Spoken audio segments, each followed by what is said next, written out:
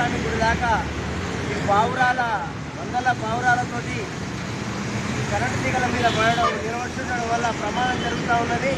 పావురాలకు ప్రమాదం జరుగుతూ ఉంది, కరెంటు సరఫరాలో అంతరాయం జరుగుతుంది. కాబట్టి మన కుషాయిగూడ వెల్ఫేర్ అసోసియేషన్ విజ్ఞాపన మేరకు బస్సుబాటలో భాగంగా కుషాయిగూడ విద్యుత్ ట్రాన్స్మిషన్ అధికారులు చొరవ తీసుకొని ఈరోజు ఏఈ రామకృష్ణ గారు, అదేవిధంగా లైన్ ఇన్స్పెక్టర్ నరసింహ గారు పర్యవేక్షణలో ఈ స్పేసర్స్ వేయడము చాలా మంచిది.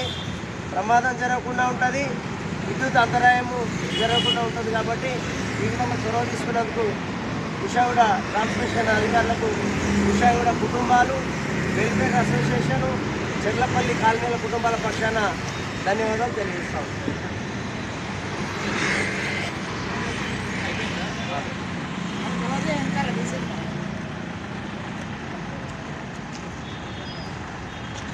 ఇప్పుడు